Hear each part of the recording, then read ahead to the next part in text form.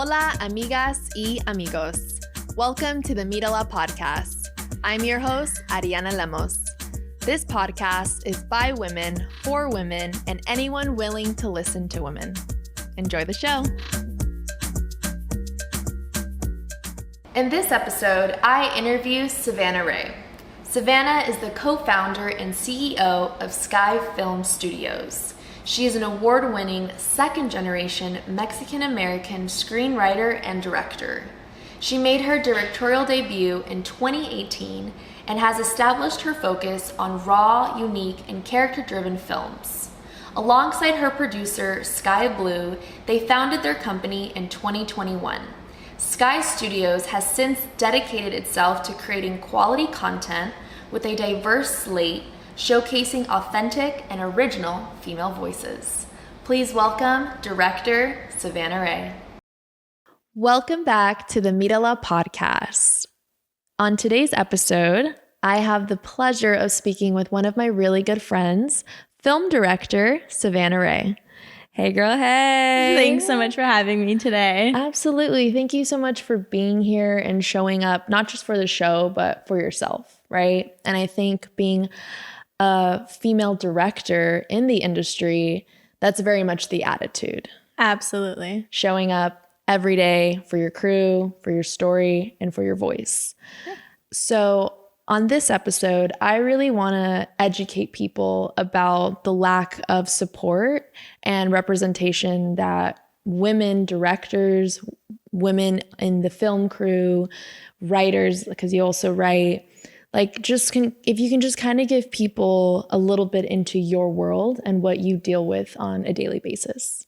Absolutely. I mean, being a female filmmaker in itself is almost an impossible task because it's just that much harder to prove yourself and voice that your story matters as much as any other man's do. Mm-hmm. And so that was kind of the ideology behind creating our own company. It was to have a platform that would push forward this dialogue that our stories matter and that it's important to express not only our experiences, but also our shared ideology around those experiences. Mm-hmm. And Skye Films Studios is definitely a labor of love and something that we do love with our whole heart because it is everything that I wanted when I first started out in the industry, in a place where I feel so comfortable in and know that anybody who walks into our doors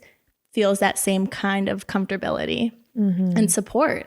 And that creative environment that we have pushed forward so aggressively, it's only shown us in return the same kind of love. And I think that's so rewarding in order to continue doing what we're doing because it's not easy. It's not easy. It's not easy to be a woman in our society. It's not easy to be a creative artist who is going after their dream. I think anybody that has a dream that wants to share their stories with listeners, with audience, and have them resonate is the most gratifying and validating experience that we can ever imagine of as humans, right? So the film company that you started is Skye Films Studios. Yes. And alongside is your partner and your sister. Yes. Miss Skye.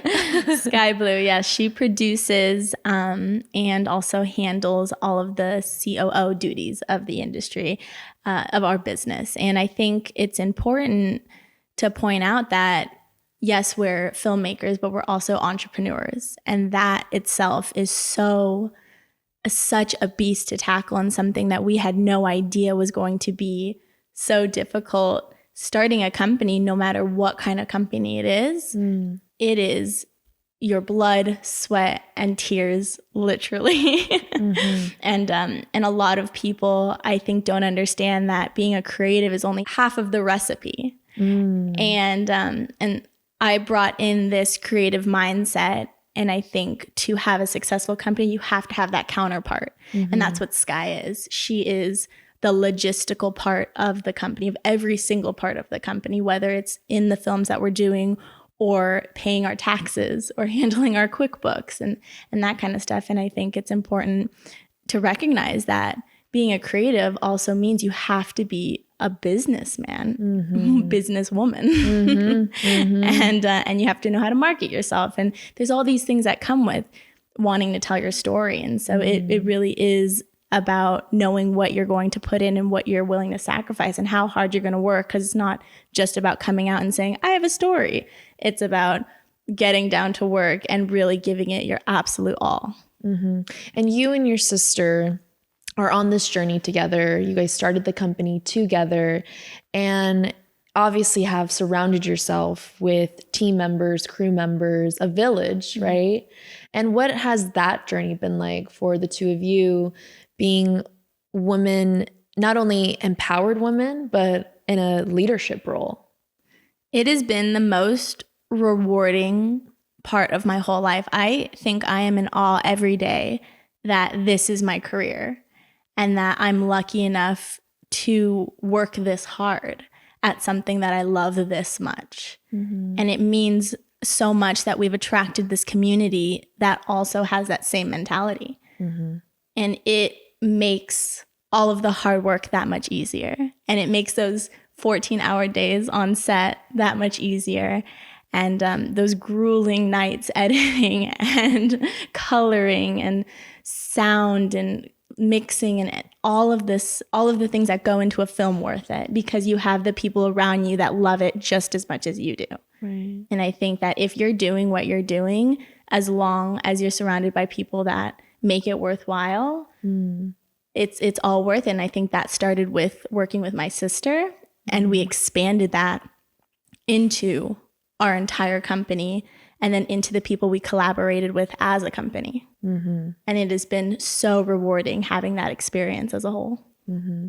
There's so many like ways I could take this interview. Like as you were talking, like it's just seeing you and how we met, which was just like, I don't know, it was so divine. I feel like the people that I have attracted into my life because of the awareness that I have of myself now. I'm like, it's such a mirror seeing you and your sister, because it's like, it gives me hope.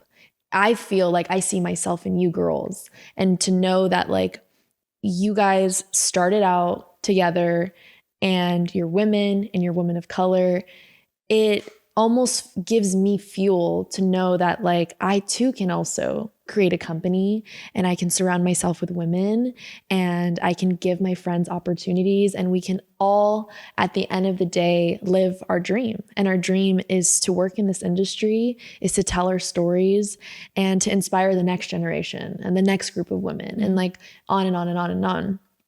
But I do want to touch base like when we first met, because where I met you through a mutual friend, it was at the opening of your company, right? It was, yes, it was. And that was a year ago? That was 2 years ago? Oh gosh, we will have been alive for 3 years in November. Okay. So almost 3 years ago now. Wow. Time flies. You know, it does. And looking back on that first year as a company, I mean, the reality of it was the hardest thing we had ever done in our entire lives. And we put in not only all of our money, but all of our time, all of our energy, and the critical thinking we developed in that first year of being business owners was more critical thinking than I think I had ever developed in my entire 26 years of being alive. Because the way we had to pivot and the way we had to problem solve, nothing can prepare you for being an entrepreneur. And the only way to get there is to go through every single hardship we faced. And so thinking back to our first year of being alive and meeting you, and it's just crazy how you've been here for this entire journey. I really have. And you've witnessed our low lows and now our high highs that just keep growing. And it's incredible to have that experience with you. And that's what I'm talking about, of having these shared experiences with people who are cheering you on, whether it's from close or from afar. And it matters. Like the support we get from each other, I think is exponentially important, because I support you just as much as you support me. and it shows. And it also, I think, makes us not only better creatives and better professionals, but just better people. Absolutely. And, even you just saying that, there could have been so many scenarios negatively that could have happened from our meeting. I could have went to your event and I could have saw what you were doing and, had like a jealous bone in my body of like, why her, why them? And that just like never crossed my mind because I've always, really believed in other women and knowing that like we're all on our own journey. And just because someone is in my field and is also doing the things that I'm trying to do doesn't mean that like she's my competition. Like I generally look at you and Skye as like my sisters or my primas, and I was just having a conversation with a couple friends how like I want to kind of start promoting this like prima partnership where it's like, obviously we're not primas. You're a partner, I'm a partner in you, you're a partner in me. And that like anything at the end of the day, whether it's my set or your set, that we could just like have that immediate trust in one another that like, if I ever needed anything, that we could be there to support each other. And I think at the end of the day, when you surround yourself with not only a group of women like that, but just good people that like every single person on your contact list, like you know without a doubt that they believe in you, and that's where I'm trying to get. I'm trying to cut out all the people in my life that are just not in alignment with my journey, because at the end of the day, like we should be living our purpose. And if we have people in our life who are not genuinely happy for us, we need to let those relationships go. We need to let those connections go because we can't really get to our higher self, our higher vision, if we have all these other people who are just genuinely not happy for us. I am now in a place where like I'm just trying to surround myself with people who like genuinely have my best interests and like cut off the people that really are not trying to be a part of the team that I'm building. Absolutely. And I think as we grow, I didn't anticipate the amount of haters that would genuinely not be happy to see me succeed. Right. And I think at a certain point, it's important to recognize that and then grow from it and use it to fuel yourself instead of get caught up in the negativity of it all. 100%. And it's just something that you experience and you take and you work through and then you grow from. And it's been very fascinating to experience that firsthand because it's hard to know that people aren't supporting you and wish for your downfall kind of thing. It means that much more to have those supporters in our corner, the ones who do genuinely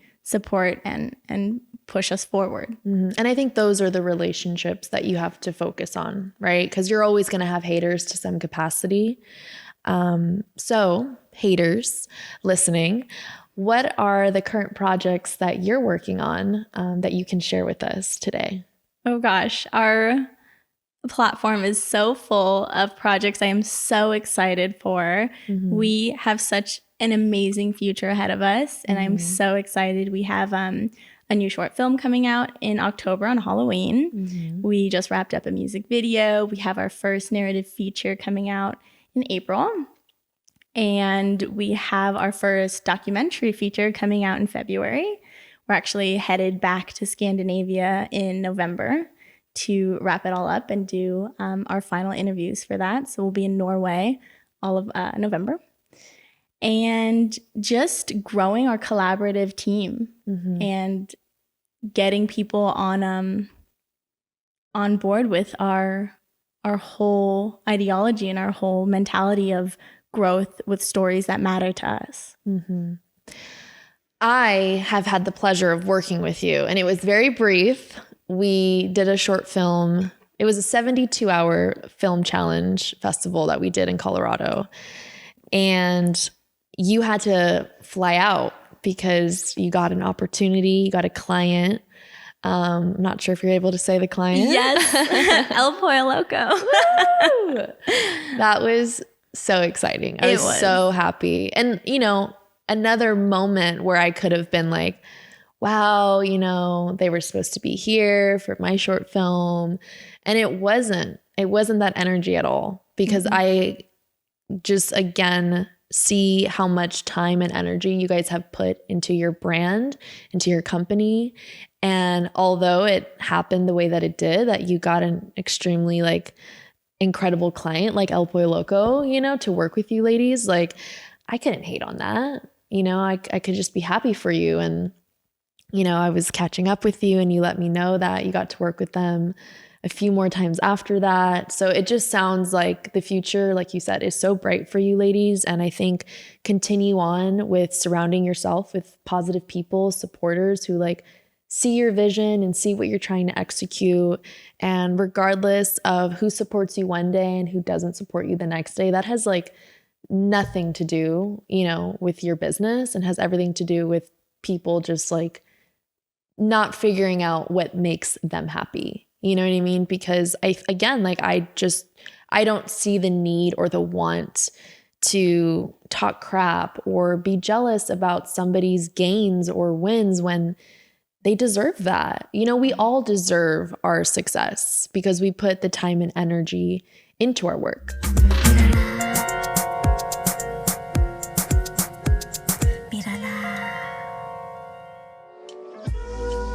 Isabel Grace is a woman-owned florist business. Aside from making beautiful bouquets for every occasion, she and her team plan events to help you celebrate all of your family celebrations and milestones. From baby showers, birthdays, graduations, and weddings, Isabel Grace is a proud sponsor of the MíraLA Podcast, providing all of our guests their favorite arrangement of flowers.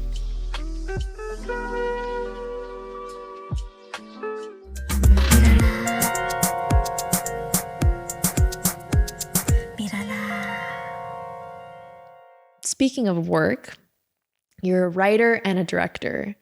How do you deal with your work? Maybe when you deal with writer's block, if you have any like examples to give out. Absolutely. I think in order to be creative, you have to live creatively. And I've always stood by that. And I think it's important to point out that, yes, we've been very successful up until this point. But when we booked the El Pollo Loco campaign, we were about to close shop. I mean, it was our big break right as we were about to throw in the towel. Wow. I didn't know that. Yeah. And so when it comes to the difficulties of directing, writing, or just running a business, I think it's important to be realistic with yourself. And when we started the company, Skye and I had a very serious talk, and we were very clear with each other with this idea that this was our dream, and we were going to put everything we could into this dream, but we were going to give ourselves a time limit. And so we had decided that we were going to pursue this company, pursue film, pursue this dream career, and we were going to do it for 2 years. And we were going to work our butts off for 2 years. And at 2 years, if we had been alive and we didn't see a return of investment or exponential growth happening anytime soon, we were going to reevaluate. And so in February, we were just getting back from Scandinavia for shooting the first part of the documentary. We were the most broke we had ever been in our entire lives. We had invested thousands and thousands and thousands of dollars into this company. And we were about to hit that point where we had to reevaluate. And I think putting that timeline out into the universe also and saying, this is it. And the time is now or never. And giving that deadline to the universe and giving that deadline outside of ourselves, but also for ourselves, pushed the company to the next level. And so I think that having accountability and having those realistic ideologies with the creative process is so important, because if we hadn't had that 2-year deadline, I don't know if we would have booked El Pollo Loco. I don't know if we would have had that big break had we not had so much writing on this deadline we'd given ourselves. And it's great looking back and seeing how hard we pushed ourselves, because we were up against the gun with our own deadline and our own timeline kind of thing. And yeah, it's great. And through like the process, because it sounds like very business forward thinking, and you being more is it the left brain, being more creative, or right brain? I forget the two. But either way, like you being more the creative one, like in that process of stress, right? Because all of that sounds extremely stressful. Yes. How did you find the time to be creative and to continue to write your stories and just like prioritize that time? Like, was it just a part of the work? Like you would clock in, clock out, even if you kind of wrote some mumbo jumbo, or was it with intention? Or how is that process for you as an artist? It's so interesting because I took it as all I have is right now. And if all I have is this moment to share what I'm feeling or memorialize my experience, what would I want to say? And so living in that kind of mentality every day of, if today's my last day to say something or to write a story down, what means the most to me in this moment? And I think that's how I approach every single one of my projects. And it's funny because a lot of them have a horror thriller undertone, but they all come with this bigger message and this larger than life experience. And I think that's why I gravitate so much to the thriller, supernatural, horror type projects, because the rules are just exponentially grown. And this connection to the larger than life idea is just highlighted in these stories that don't really have the rules. And I think a lot of the time we get caught up in these rules we have for ourselves. And so when I'm writing and when I'm creating, it's letting go of those rules and just focusing on, if today was my last day to say something, what would I want to say? I think that's like a really good challenge as an artist. If today was your last day, what would you say? I think I very much will implement that in my own process. I've started writing 2 pilots, and it feels as though like dealing with the business side of it, starting the podcast and then with the film festival, it's like I've planted all these seeds, and I'm trying to find the time to also tap into my creativity and not forget what I came out here to do. And that was to be an actress. The producing hat just kind of I just kind of fell into it, but I like it. I like being able to bring people together. I like being able to like just create something out of nothing. And you're good at it. Thank you. Very good at it. It's such a beast. And I see Skye handle it with such grace, and I see you handle it with such grace. And I know because I could never produce. And I know how hard it is. And I recognize and I admire and I respect the hustle, because it is hard. I mean, starting a podcast is hard, and starting a film festival is impossible, but you did it and you do it. And I think taking those wins too is so important. I'm definitely in my era of receiving. I feel like old Arianna would have kind of like pushed back with a compliment to you, but like I'm wanting to be more mindful, more demure, and be just present in the moment, that I can give my guests their flowers, whether it's physically or through words, but I too could also receive their flowers, through their words. So shout out to our sponsor here, Isabel Grace. She got you white roses. And if there's any connection that you have to all the flowers that you like, because there wasn't just one, you had multiple: roses, tulips, carnations, and peonies. So many flowers. I love that for you. I think just the white flower means so much to me.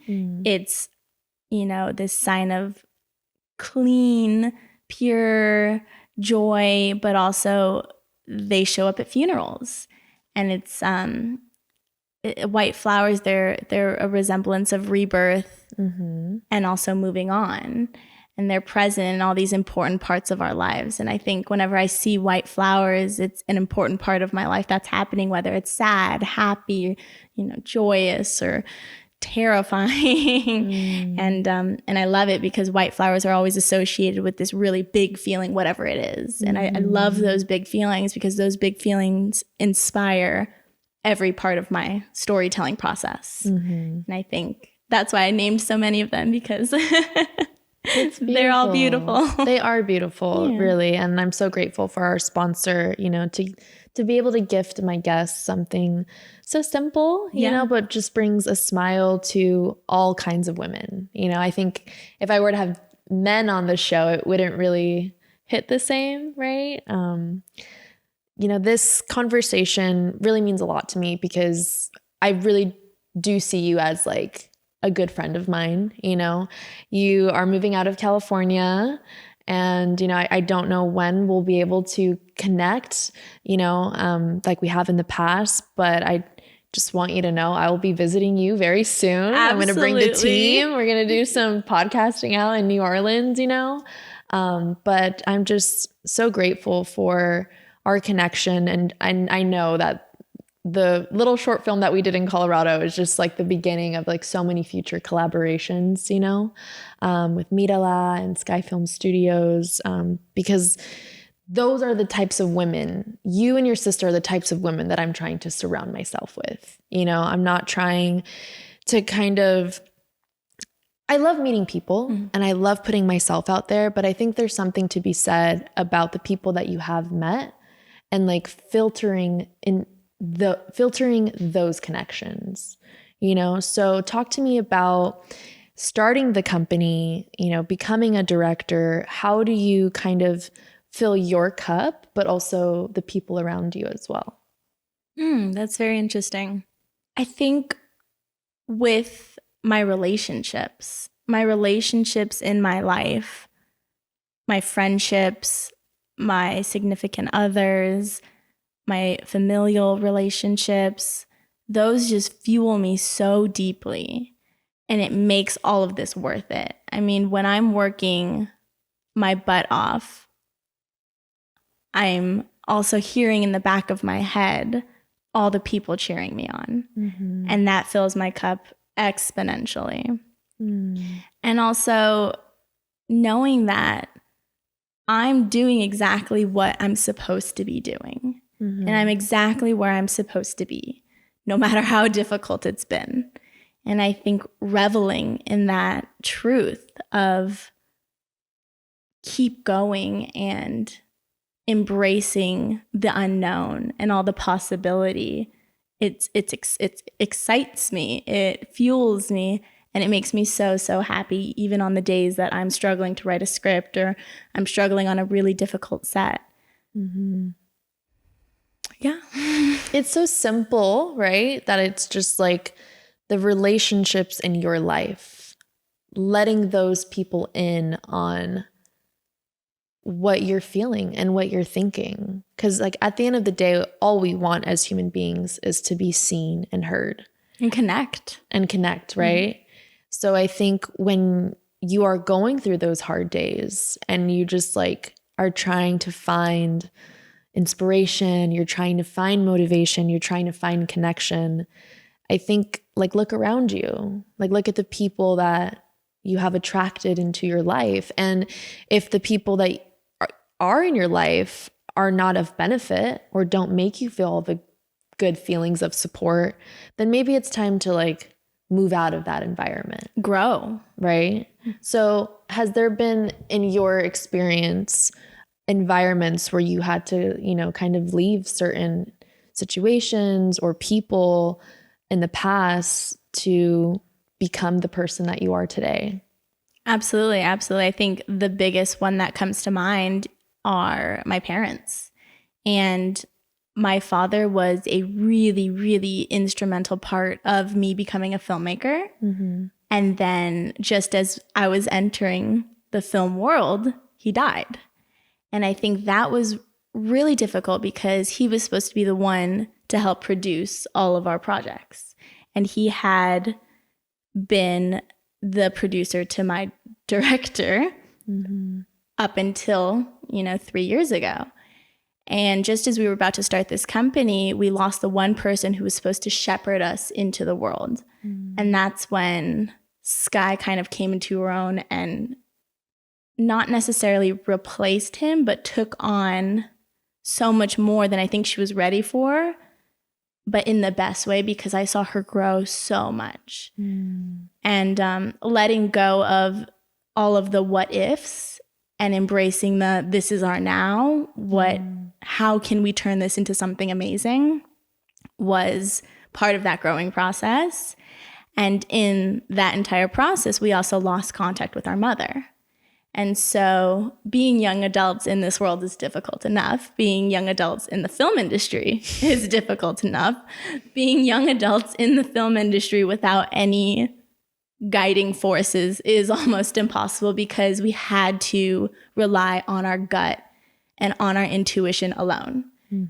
And from that experience, from losing the people we relied on for our entire lives to help us through it, we learned how powerful it is looking inward and looking at the people you trust and looking at each other. And Skye and I, we did that. We took all of this difficult pain and turned it into something beautiful, and letting go of how great it would have been if we had been these Nepo babies who had had a nice, soft introduction into the film world, into this new reality of, if we still want this, we have to make it happen, because no one is helping us through this now.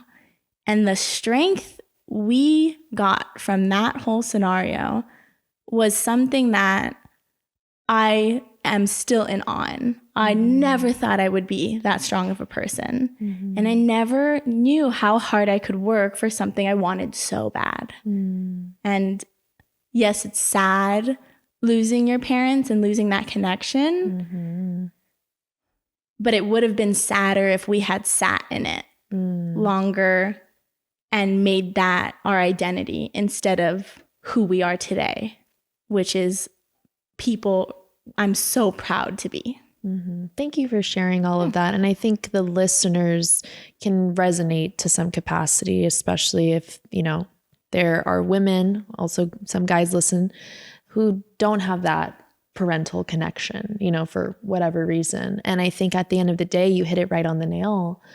It's like, as much as we want guidance, like, we are our own teacher.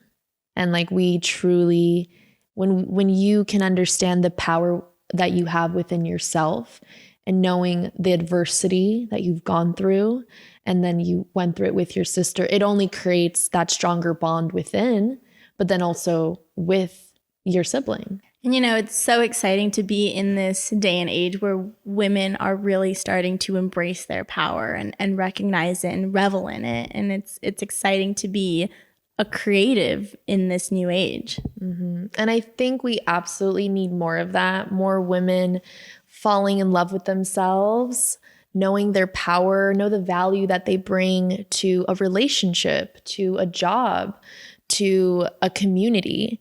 And I challenge all my listeners today, like, how can you show up for yourself in all the areas of your life? So I think we'll probably end it there. Sahvannah, thank you so much for being on my podcast and sharing your story and your truth and giving incredible advice to future filmmakers and entrepreneurs. And I wish you and Skye all the success in the world. Thank you so much. I'm so happy to have been here today. And I love everything you're doing with this podcast. So thank you for doing it and showing up for women yourself. Thanks. Thank you so much for tuning in to the MíraLA Podcast. If you are a woman and would like to be on the show, go to MíraLaPodcast.com. Follow us on socials at MíraLA Podcast. Use hashtag MíraLA Mondays. And if you want to support the show, subscribe, share with your amigos, and tune in for new episodes every Monday. Muchas gracias.